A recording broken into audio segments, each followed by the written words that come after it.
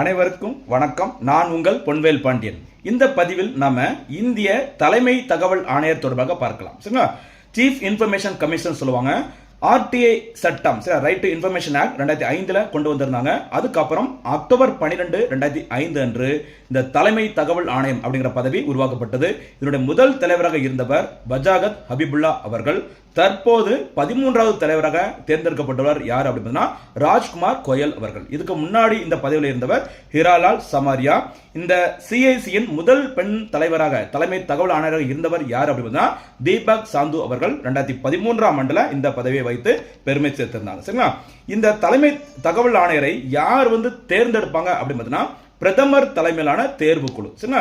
இந்த தேர்வு குழுல சமீபத்தில் யாரெல்லாம் இருந்தாங்க அப்படின்னா பிரதமர் நரேந்திர மோடி அவர்கள், அதே மாதிரி மத்திய உள்துறை அமைச்சர் அமித்ஷா அவர்கள், அதுக்கப்புறம் மக்களவை எதிர்க்கட்சி தலைவர் திரு ராகுல் காந்தி அவர்கள். இவங்க 3 பேரும் கொண்ட அந்த தேர்வு குழு தான் யாரை தேர்ந்தெடுத்திருந்தாங்க? ராஜ்குமார் கோயல் அவர்களை. அவரை நியமனம் செய்தவர் யார் இந்திய குடியரசுத் தலைவர் திரௌபதி முர்மு அவர்கள். இந்த தலைமை தகவல் ஆணையத்திற்கு பார்த்தீங்கன்னா 3 ஆண்டுகள் பதவி காலம் இருக்கும், அல்லது 65 வயது வரைக்கும் அவங்க பதவியில் இருக்க முடியும். அதே மாதிரி இந்த தலைமை தகவல் ஆணையம், இந்த சிஐசி என்பது ஒரு தலைமை தகவல் ஆணையரையும் 10 தகவல் ஆணையர்களையும் உள்ளடக்கியது. சரிங்களா? சரி, இந்த பதிவிற்கான கேள்வி: இந்தியாவில் தகவல் அறியும் உரிமை சட்டம் எப்போது கொண்டு வரப்பட்டது?